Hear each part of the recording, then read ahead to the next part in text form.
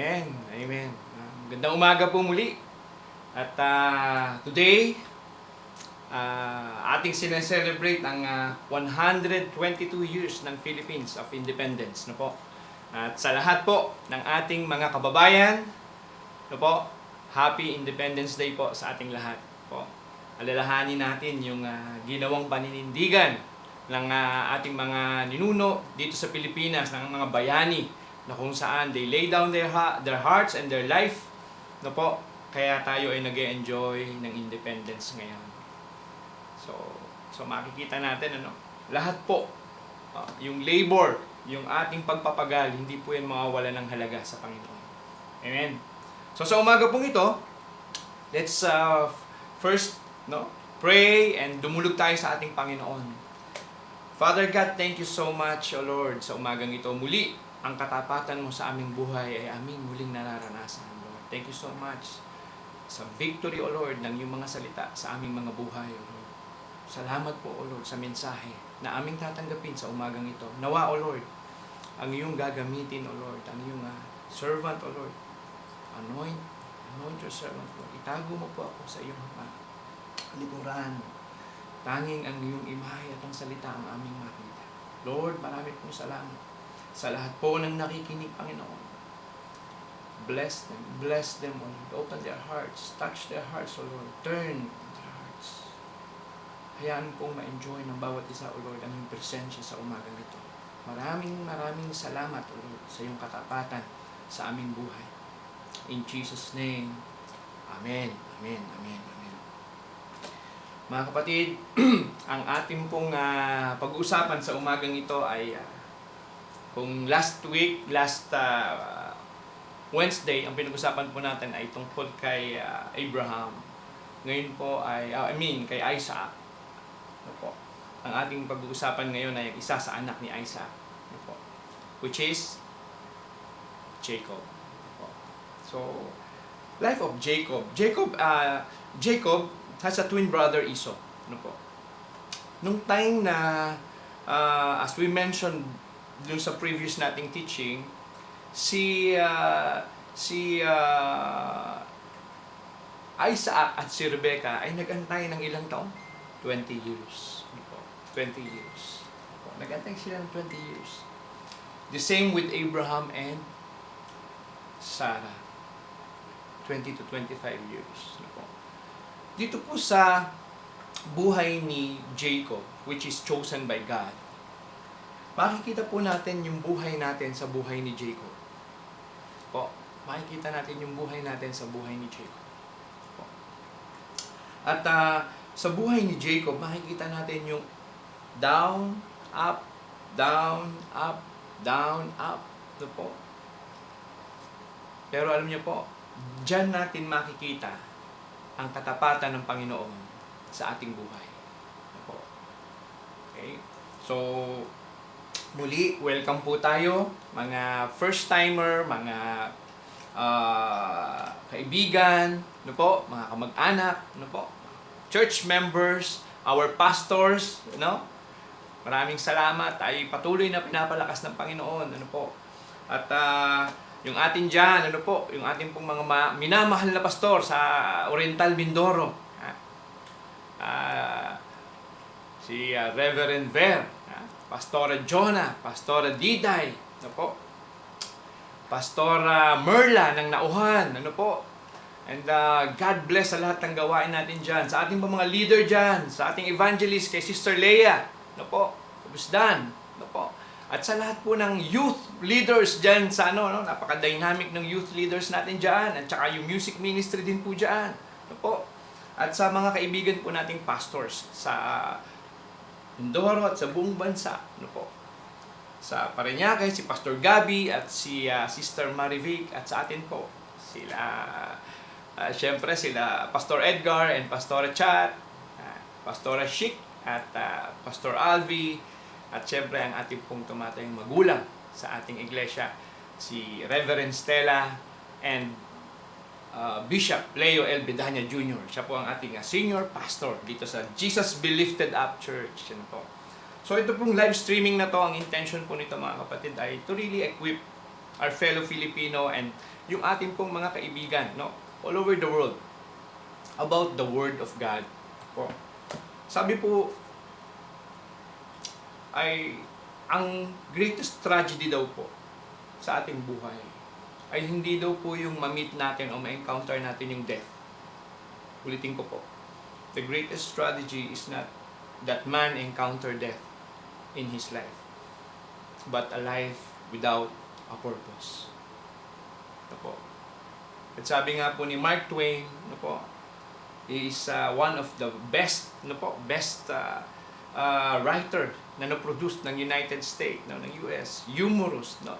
Si Mark Twain, siya po yung author ng Tom Sawyer, The Adventure of Tom Sawyer. Sinabi niya na there are two important day in our life. May dalawa daw pong mahalagang araw sa ating buhay. Una, yung araw na ipinanganak tayo. The day we were born. And the second day is that when you discover why you are born. So, yun po yung mahalagang makita natin, no po? Palagi, araw-araw, ano po? Na may purpose ang bawat isa. You are unique. No po? Fearfully created, no po, ng Panginoon. And wonderfully made.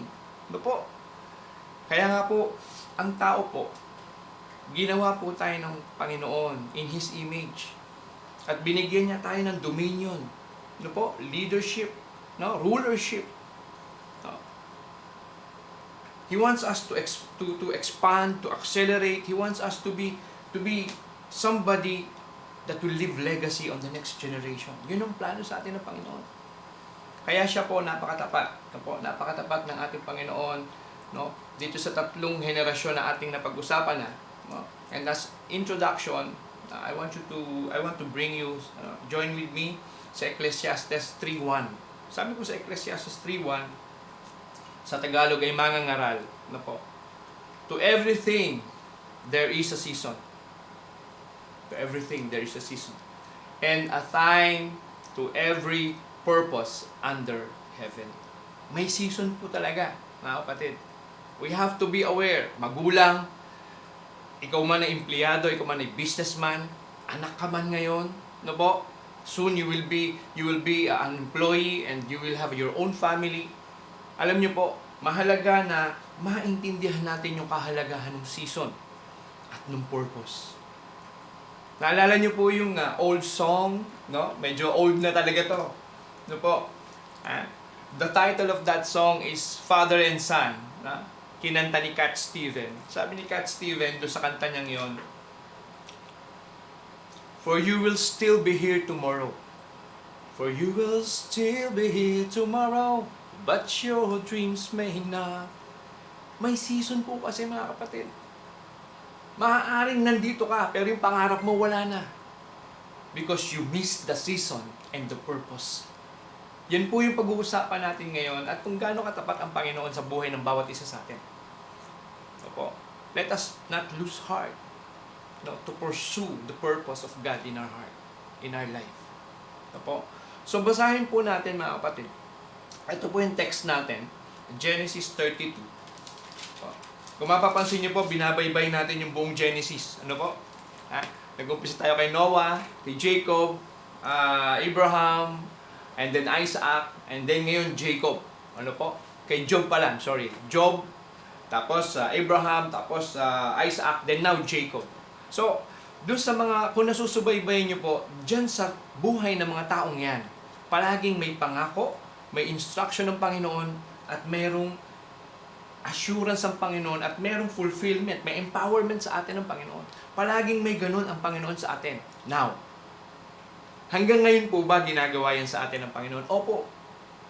So what makes the big difference doon sa mga tao noon at tao ngayon? It's a 4-letter word. Ano po? It's will.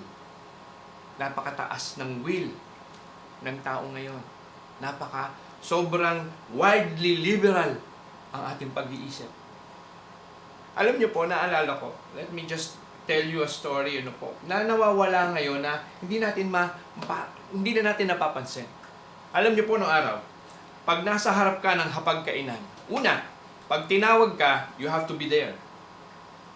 No po? Minsan may oras. Pagdating ng alas 6, kailangan nandyan na kayo. No po? Okay? At pag kumakain, mga kapatid, maliwanag sa isip po namin magkakapatid at magpipinsan dahil kami po ay sabay-sabay kung kumakain. Alam niyo po, maliwanag sa amin na etong nasa harapan namin ito'y grasya ng Panginoon at kailangan namin igalang. Hindi kami pwedeng maglandian, hindi kami pwedeng magharutan, hindi kami pwedeng magbiruan sa harap ng kainan. We have to give respect to the blessing and grace of God. Ngayon, kumakain tayo, hawak ang cellphone. Alam niyo yun, pag magpe-pray, parang dahil lang kailangan mag-pray. Wala dito. Parents, beware. No po? Even the employers, even in the establishment, in the industrial setup, even in school. Prayer, sabi ko pa, ulit-ulit ko po itong sinasabi, prayer is like an oxygen. No po? You cannot live without. Pag ikaw ay nabubuhay na okay lang sa'yo kahit walang prayer, walang communion sa Panginoon, ano po? You are just physically alive, spiritually dead. Ano po? At maiyahan tulad natin dyan sa sikat na mga TV series ngayon sa US. Ano yun? Walking Dead. Masakit pakinggan, pero totoo po. Pag ikaw ay wala ng communion sa Panginoon, pagka ikaw wala ng prayer, hindi mo nadidisiplina yung sarili mo na makipag-usap sa Panginoon, wala kang exclusive time, no po? Tinuro po natin to about the building your altar sa Panginoon, na giving exclusive time and space na walang pwedeng makialam, ikaw at ang Panginoon lang. Sa umagang ito, basahin po natin, ito po yung continuation ng promise of God to the lineage of His chosen people. Ulitin ko po the promise, the assurance, and the fulfillment of God to His chosen people. Ano po? So, Genesis 32, join with me, if you have your Bible, ano po? And, focus po tayo sa salita ng Panginoon. Ano po? Basahin po natin. Verses 24 hanggang 32. Ano po? And Jacob was left alone, and there wrestled a man with him until the breaking of the day. No? Ito yung time na pagkatapos niya pong after 20 years, bigyan ko lamang po yung background, after 20 years po na hindi sila nagkitang magkapatid. Ito po rin yung 20 years na siya ay nakisama sa kanyang father-in-law kay Laban, no po, na ang naging asawa niya nga po ay si Leah at si Rachel. No po? Itong 20 years na to ay grabe ang pinagdaanan ni Jacob. No po? At kung maalala niyo po, kaya siya nakarating sa kanyang tsuhen na si Laban, no po? Dahil siya may ginawang cheating sa kanyang brother na si Esau at sa kanyang father na si Isaac. No po? So makikita niyo rin, the Lord is just. Hindi ka po pwedeng makatakas lang bigla. No po? Pag may ginawa kang kasalanan. The Lord is just. At yun nga po yung naging consequence. No po?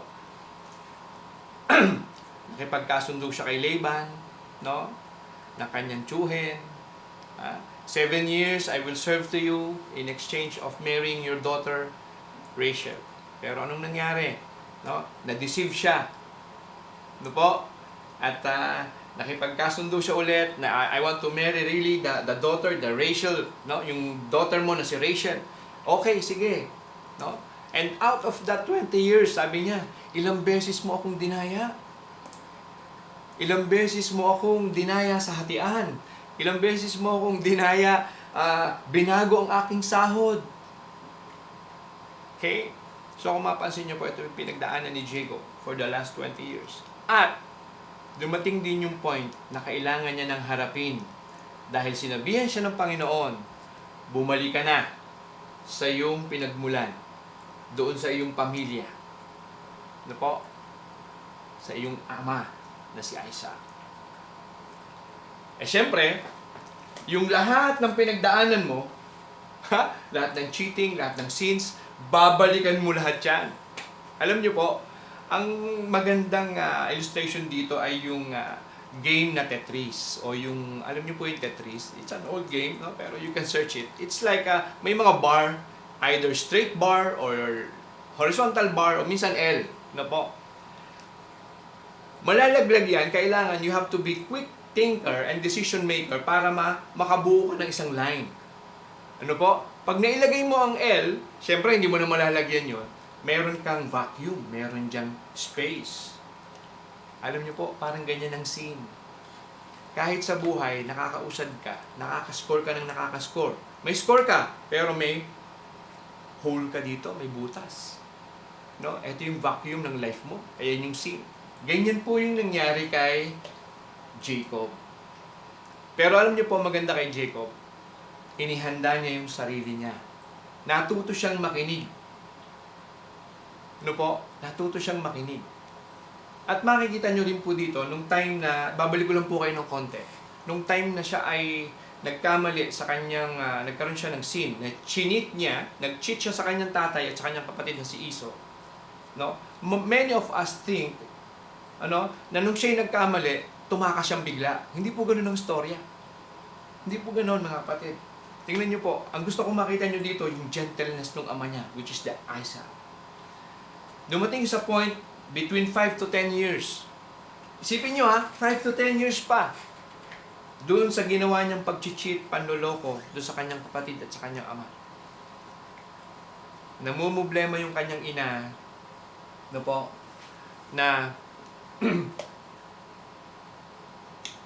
bakit, bakit kailangan, siya namumblema doon sa mga asawa ni Esau.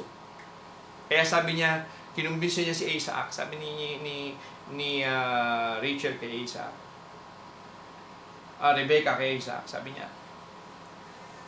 ayokong makakapangasawa ng Canaanites ang ating anak. Padala mo siya sa tiyuhin niyang si Laban.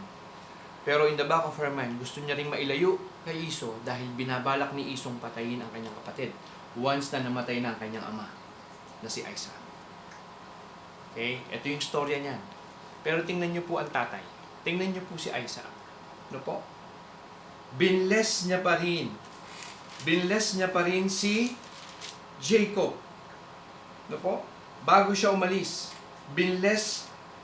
And Isaac called, sabi dito sa 28, and Isaac called Jacob and blessed him and charged him and said unto him, thou shalt not take a wife, daughters of Canaan. Arise, go to Padam, to the house of Bethuel, mother's father, and take thee wife from the thence daughters of Laban, thy mother's brother. So, tsuhin niya to. Ito po, tsuhin niya to. And God Almighty bless thee and make thee fruitful and multiply thee, that thou mayest be a multitude of people. Mapapansin niyo, mga kapatid. Ano yung unang lesson dito sa buhay ni Jacob? Ano yung unang dapat nating maalala? Bilang mga tao, bilang mga anak, bilang mga magulang. Especially bilang magulang. Wala pong resignation ang pagiging magulang. Hindi ka pwede mag-resign. Isaac, kahit alam niya, nag-cheat ang anak niya, ang iniisip niya pa rin, I want to bless you. God will bless you. Ito po kasi yung realidad ng pagmamahal. Wala pong pinagkaiba sa pagmamahal ni Jesus sa atin. Kahit tayo nagiging unfaithful, Jesus loves us. Palagi niya tayong binibigyan ng pagkakataon, maitama. Nasa atin na lang po kung tayo tutugon doon sa pagkakataon na itama natin yung ating pagkakamali. So mga kapatid, dito sa text natin, ito po yung nangyari, nung time na umalis na si Jacob sa poder ni Laban, kasama ang kanyang asawa na si Rachel at si Leah. Leah is the elder sister and Rachel is the younger one. Kasama yung buong pamilya niya. At sabi sa Bible, ito yung dalawang group na dala-dala ni Jacob. Hinati niya sa dalawang grupo. Sa takot niya na pag nag-meet sila ulit ni Esau, at sabi nga nung kanyang mga tauhan, kasi ang ginawa ni Jacob, nagpadala po siya ng advance party. No? Siguro to test. Pero ang intention niya talaga is this. Gusto niya pong magbigay ng peace offering sa kanyang kapatid. Of course, malalaman niya pag tinanggap o hindi. Alam niya, galit ang kapatid niya. Amen po ba? Ano po? In short, nagkita sila magkapatid. Ano po? Ito yung second. Nagkita sila magkapatid. Lahat po ng panahon, lahat sabi dito sa Ecclesiastes 3, verse 1, to everything there is season. Mga kapatid, huwag po tayong matakot, daanan, harapin yung season natin. It's the requirement of God. Walang pwedeng gawin. Hindi ka pwedeng lumiko-liko. Hindi po pwede na papasok ka sa programa ng Panginoon and you will dictate to the Lord, Lord, ito lang po ang gagawin ko. Tapos liliko kang ganon. Hindi po ganon. Po, hindi po pwede, parang basketball. Hindi po pwede na sumali ka sa larong basketball, may standard rule, and then sasabihin mo sa referee, ref, mali yan. Ref, ito yung dapat nating batas or dapat nating rule sa laro. You cannot enter into certain program owned by God. Sovereign God. And then you will dictate Him paano kakikilos sa kanyang programa. Mga kapatid, lagay po natin sa puso natin yan. Kasi yan po yung nagiging ugat kung bakit hindi ka makasunod. Hindi po natin totoong nakikilala at natatanggap sa ating puso kung sino ang Diyos sa ating buhay. Pag naunawaan mo at natanggap mo na, I tell you, para kang manghihina, no? Maiiyak na hindi mo alam. Kasi alam mong napakabuti ng Panginoon mo. Sa tinagal-tagal mo sa mundo, doon mo ngayon na-realize na kahit kapala gano'ng katigas ang ulo, kahit gano'ng kasama, kahit gano'ng ka-rebellious, palagi pa rin ipinapakita sa iyo ng Panginoon yung kanyang purpose. By what? Makikita mo sa mga circumstantial evidence, dapat ikaw ay nadisgrasya, hindi ka madidisgrasya. Dapat ikaw ay nagkaganon, hindi ka nagkaganon. Ang dami pong ganyan sa buhay natin. Alam ko, alam niyo yung sinasabi ko. At bigla kang mapapatingala, Panginoon, salamat po. No? Sabi sa'yo, anak, gabi na. Huwag ka nang lumabas. Ang daming ganitong istorya ngayon, mga kapatid. Lalabas, nakamotor. Gabi na. Anong nangyayari? Nababangga. Simple. Ano ang cause? Disobedience. Amen? Disobedience, wala naman pong ibang dahilan. No po? Hindi natin pwedeng sisihin na, kasi ang bilis ng kotse, kasi hindi po. No? Okay? Hindi po. So dito po, ituloy po natin yung ating binabasa. Lord, hayaan mo pong tapusin namin ang pag-aaral na ito. And when,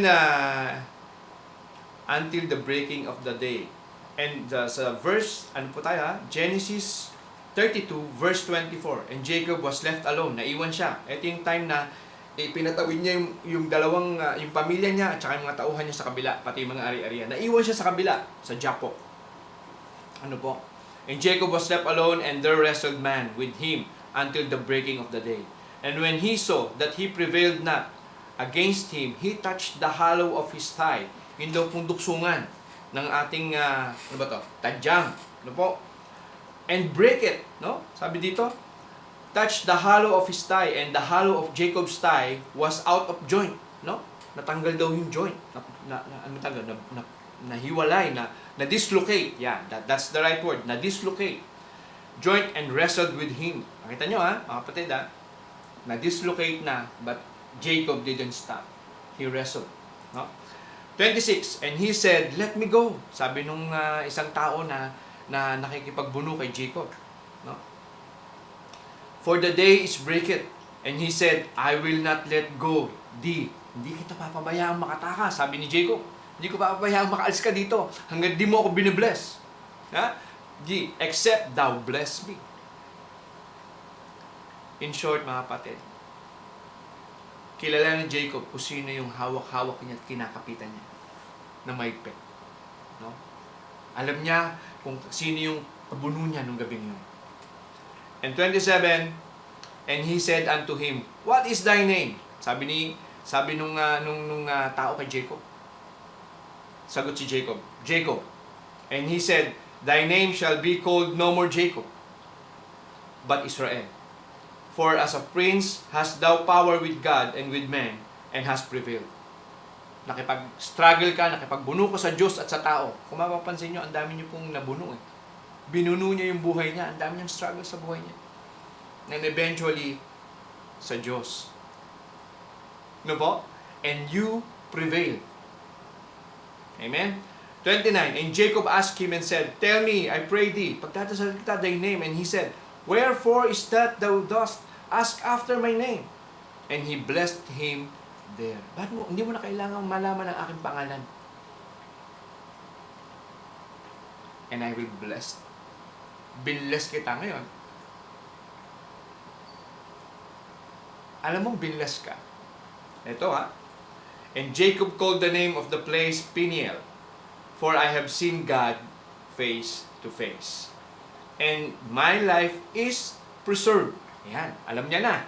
There is transformation, there is restoration in his life on that night. Hanggang sa mag-umaga. Po? Tayo, reminder po, nasa Genesis 32 tayo, verse 30. And Jacob called the name of the place Peniel. Why? For I have seen God face to face, and my life is preserved. And as he passed over Penuel, the sun rose upon him and halted upon his thigh. Ika-ika daw siya, no? Therefore, the children of Israel eat not of sinew-wick shrub. Yun daw pong litid na nandun sa gitna nung yun, ang tawag dito, joint, which is upon the hollow of the thigh unto this day, because it was touched by the Lord. It's touched the hollow of Jacob's thigh in the sinew that shrunk. Po? Ito po yung hinawakan ng Panginoon. Alam niyo po, mga kapatid, even Paul, hiningi niya po sa Panginoon to, no? And the Bible didn't elaborate on this. Pero hinihingi ni Paul, Lord, kunin mo po sa akin tong sakit na to. Kunin mo po sa akin tong physical pain na to. And alam mo, ang sagot ng Panginoon, my grace is sufficient. Kung minsan po mga kapatid, mayroong mangyayari sa buhay natin. For sure na may mangyayari sa buhay natin. Na kung magiging bukas lang ang ating senses sa Panginoon, ang ating puso sa gustong gawin ng Panginoon sa atin, tayo'y mapapaayos. Kasi yun yung turning point, no? Sa secular term, turning point. No po. Sa teaching po sa atin, sa biblical perspective, ito po yung turning of the hearts. Malakay 4:6. No po. The Father turned their hearts to their Son, and the Son turned their hearts to their Father. Ano pong ibig sabihin? Magkaroon ng pihit. Yung dating hindi ka, nandun ka lang, pero hindi ka nakaharap sa Ama mo, hindi niya maibigay sa iyo yung dapat ibigay sa iyo kasi nakatalikod ka sa Kanya. Ano po? Kaya po nung isang araw, nung Wednesday, nabanggit po natin, proper positioning. Tamang pamumosisyon sa harap ng ating Panginoon. Alam mo kung sino ka sa harap ng Panginoon.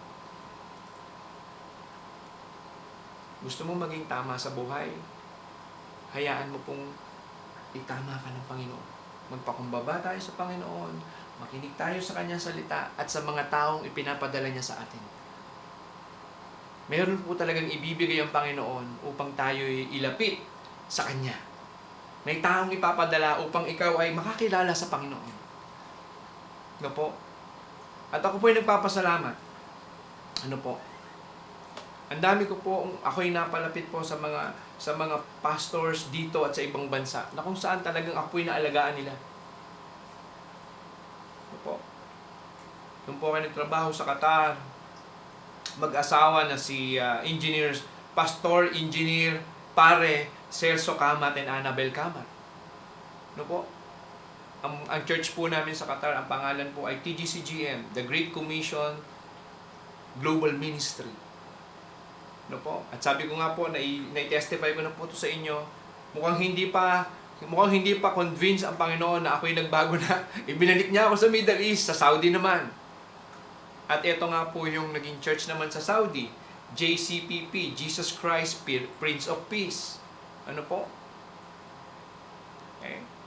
Oh, by the way, I was saved. I was saved 2001 sa Bible Baptist Church kay Pastor Ronnie. Ano po? Sa Santa Cruz. Pero alam niyo po, dahil sa will ng tao, down and up, down and up.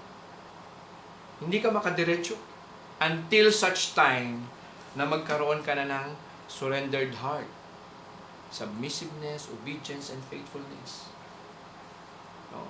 So tuloy ko lang po. From Qatar to Saudi. At sa Saudi po, naging pastor ko dyan. Hanggang ngayon may communication po kaming lahat niyan. No po? Si Pastor Kune Potestad. No po? Okay? At talaga namang itong, ako'y nagpapasalamat dahil ito pong mga tao na to. No po? They are so humble. Accomplished people, pero they are so humble. No po? Pastor Celso, Pastor Kune. At nung pag-uwi ko nga po dito, galing sa Middle East, I and my family has the chance to go to church sa Glory Christian Center, Parañaque, kila Pastor Dong and Pastor May. And eventually, kami po ay napunta po dito sa gawain sa Bacoor. Taga rito po kami. Taga rito po ang aking napangasawa. At nabanggit ko nga po last Wednesday, no, hindi man po natuloy ang aking pag-aabogado. No po. Ako'y binigyan ng Panginoon ng asawang abogado. Hallelujah. Siya po ang ating chief legal sa City of Bacoor. Siya po, si Attorney Bern Carrasco Faustino. Alam niyo po ang Panginoon, pag binigyan ka ng pain o nakaranas ka ng pain sa buhay mo, be sensible. Mayroong gustong sabihin sa'yo ang Panginoon. Itong quarantine na to, mga kapatid, it's a message of the Lord to us. No? Masyado kayong busy, ha? Hindi kayo ma-contain. Kasi po sa ang mind, tayo po, masyadong maraming distraction ngayon. Dali, ha? So that we will okay. Ang ating pong life, number 1 po, kanina po nabanggit ko na po, no? Jacob, number 1. Ano po? Ano po ba yung ginawa ng Panginoon sa buhay ni Jacob? Paano siya pinroseso? So, there's a time for everything. Number 1, Jacob appointed time with God. Ano po? Genesis 32:24. Sabi nga natin dito, and Jacob was left alone. So, ito na yun. No? Was left alone. Okay? Was left alone and there he wrestled. Ayan na yun. Na-encounter niya ang Panginoon. Sabi dito, may 2 point po tayo sa number 1. 1.1, man's life is full of distraction. Naalala niyo nung pinag-aralan natin yung eagle. No? Alam ng eagle, pag may nag-i-intrude sa kanyang territory, pag yan ay ibababa natin sa usaping, pag i-relate natin sa usaping Christian life, aware ka ba kung may nag-i-intrude na sa iyong spiritual life? Amen? Opo. You have to have this discernment. The problem is, hindi tataas ang discernment mo kung hindi mataas. Ano po?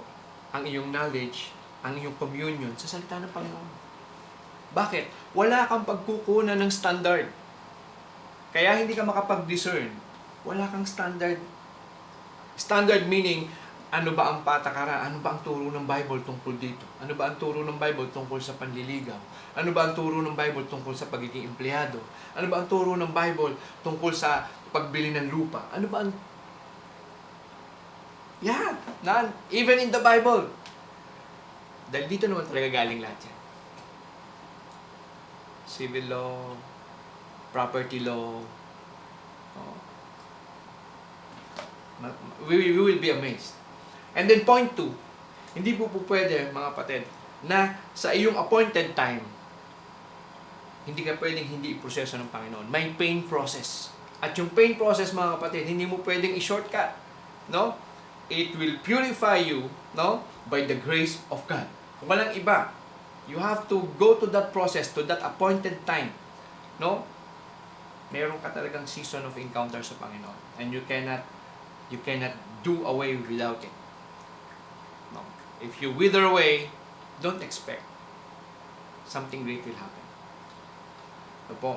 Kaya nga po, kapag ikaw ay natuto na mag-submit, no po, mag-obey, nagpasakop ka, alam mo kasi may appointed time, alam mo na ito na yung panahon. Pagod na ako sa mundo. No po. Ito po yung turning, no po, turning, training, and training of the heart. No po. Ano yung pwede nating ibigay dito? Hebrews 13, no? Hebrews 13:17, babasahin ko lang po. Obey them that have rule over you. Obey them that have rule over you. And submit yourselves, no po? For they watch for your soul. Ito yung mga spiritual natin, leaders. As they must give account, no? Ang ating pong mga pastor, may accountability sila sa Panginoon dahil sa buhay natin. Parang ano yan, pastol, tupa. Yung pastol po, siya ang nag-o-oversee sa tupa. Ano po? They may do it with joy and not with grief, for that is unprofitable for you. Alam niyo po, minsan hindi mo rin masisisi. Sa sobrang titigas ng ulo ng pinagpapastoran, ang pastor natututo na rin magalit. Totoo po ba? Amen. Ganon din po sa government, ganon din po sa private firm, ganon din po sa pamilya, mga kapatid. The process is the same. Iba lang po ang setup.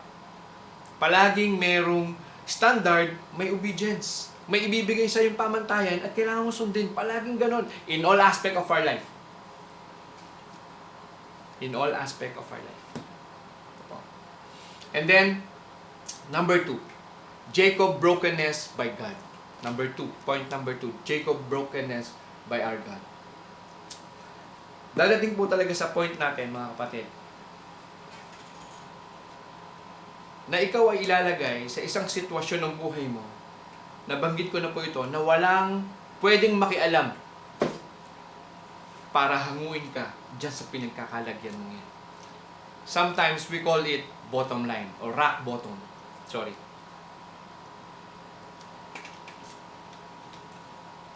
Rock bottom. Ito yung ilang beses ka na pinagsabihan, ilang beses ka nang kinounsel, no po? Ilang beses ka nang napaalalahanan. Oo ka lang. Ha? Oo ka lang.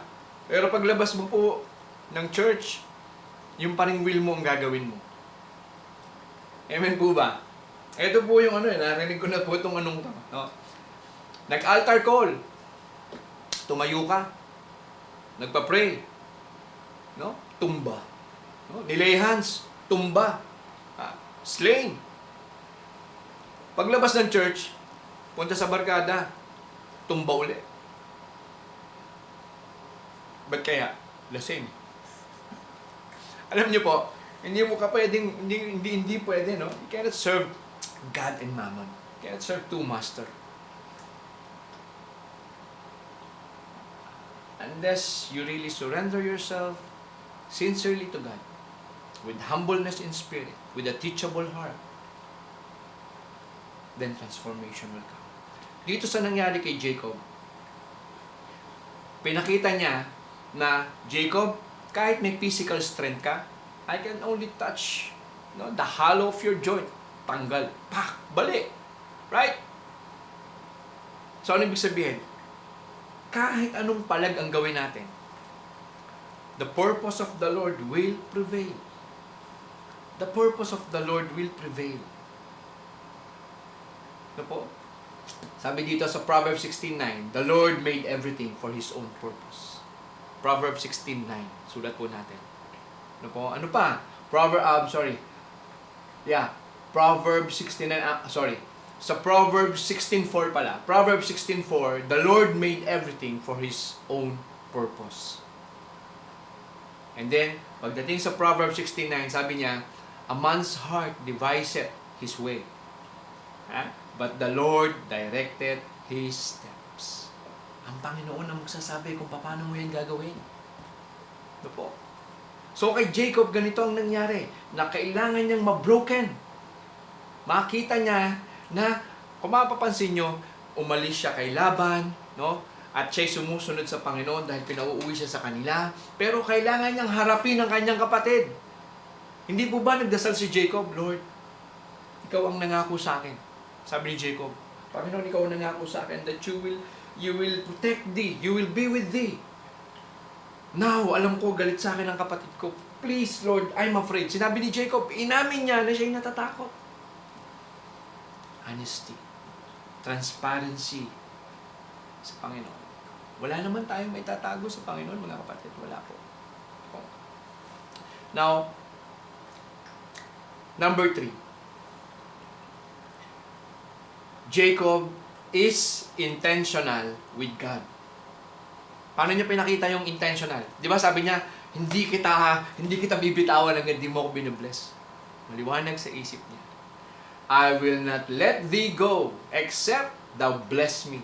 No? Sa ano po to? Genesis 32 verse 26. Basahin ko po.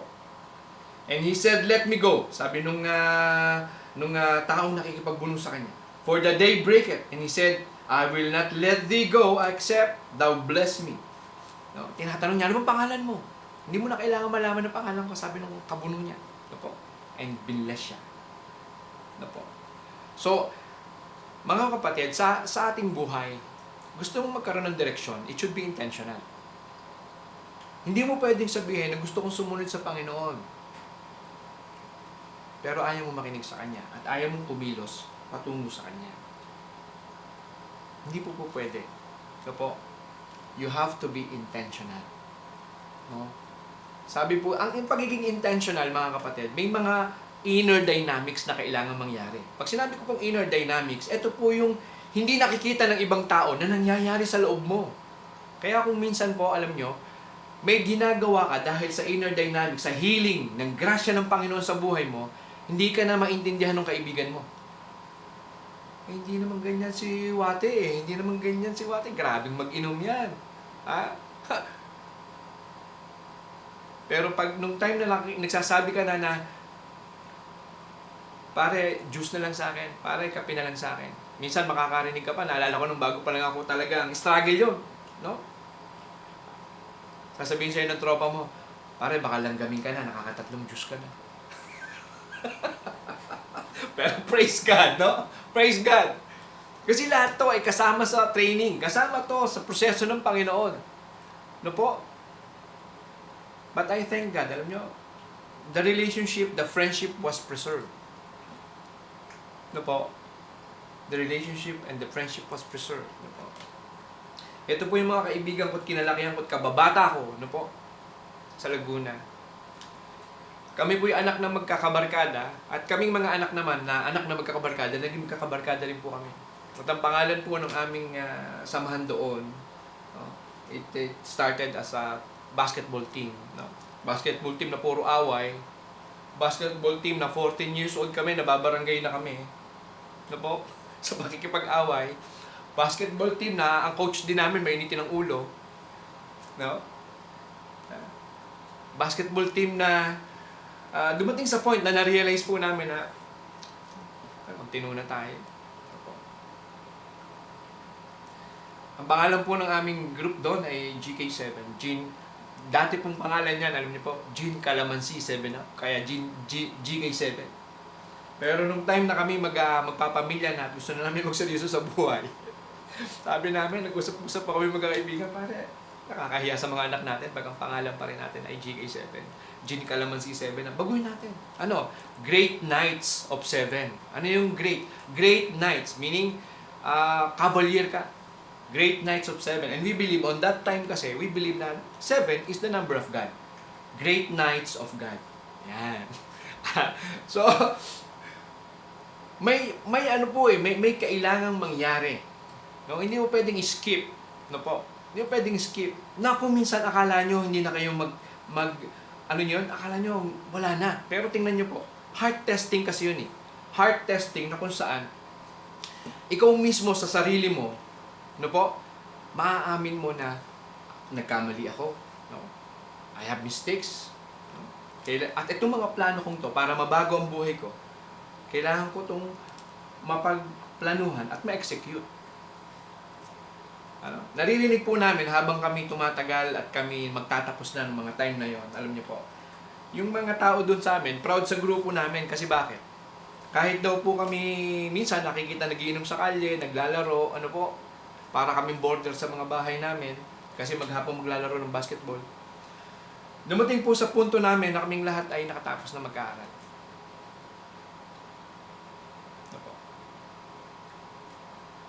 And praise God, hanggang ngayon po, may kanya-kanya ng pamilya.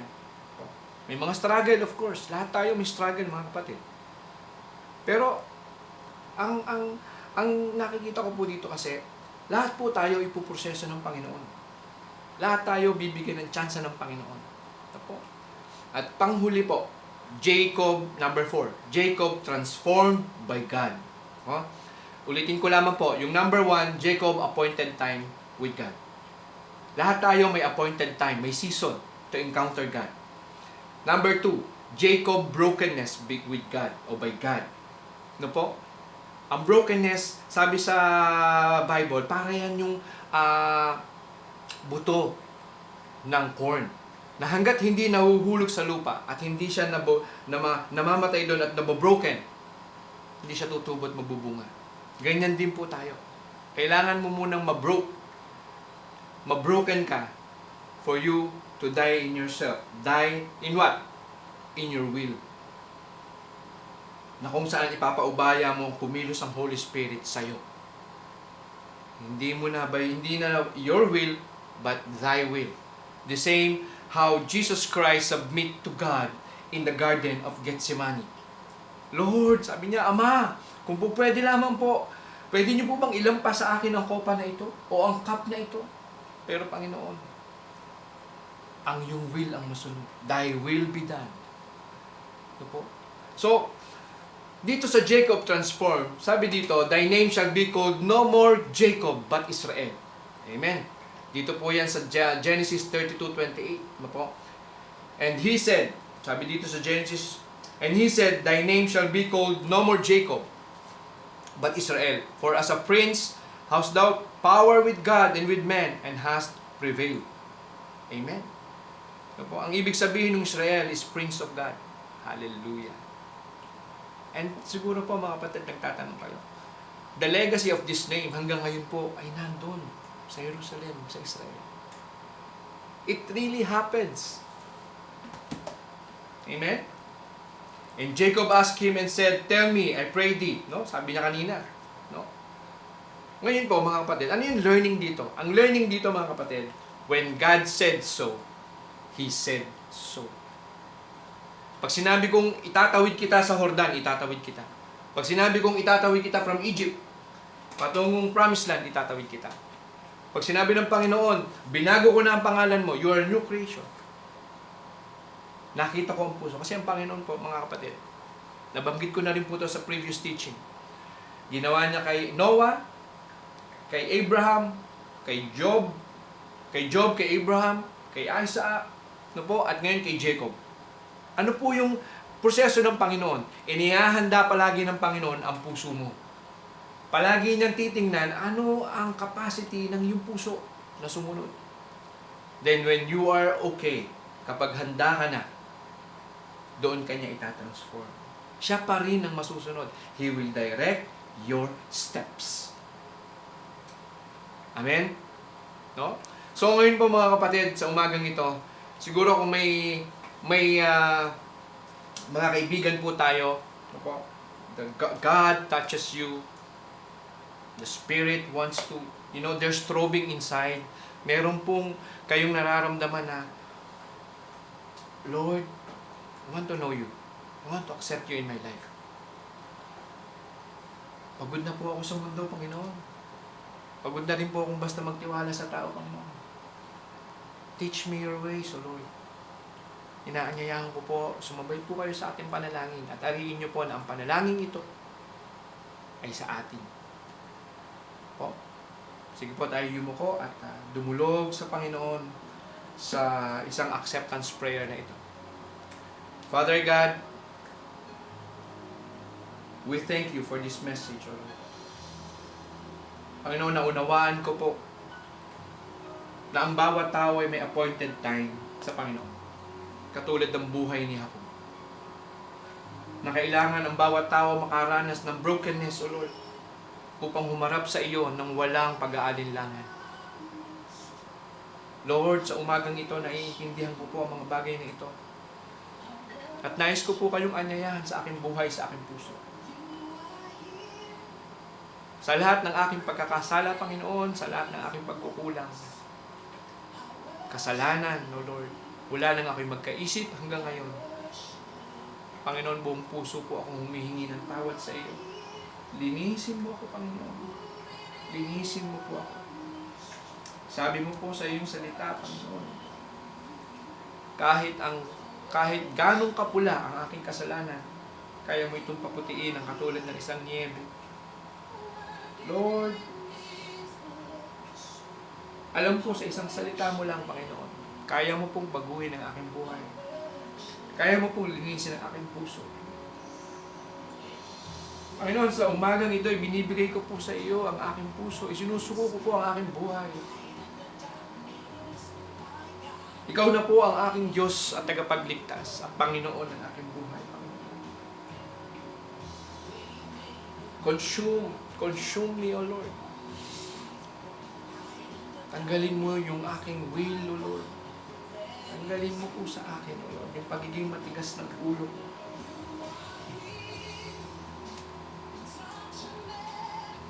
Panginoon, pagod na po ako sa mundo.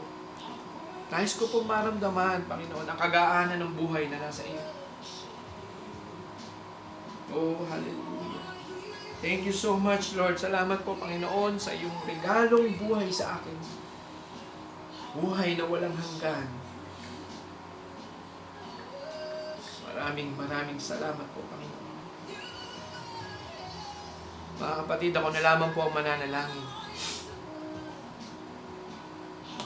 Lord, thank you for the victory, O Lord. Thank you for your love and faithfulness sa bawat buhay ng bawat isa.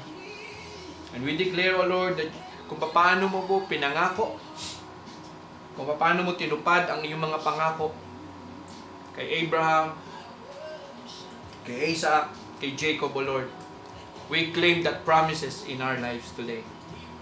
Bless this generation, O Lord. Raise up leaders, righteous leaders, O Lord. Raise up leaders, Panginoon, na kung saan will harness the next generation, will teach your love, your principles sa susunod na mga henerasyon. A leader who is not compromising, Panginoon, but can steadfast with all the pressures of life, even persecutions. Panginoon, salamat po that you put in our hearts this burden at kami po'y nagagalak, Panginoon, sa iyong paggamit, Panginoon, sa aming pong mga buhay. Salamat, Panginoon.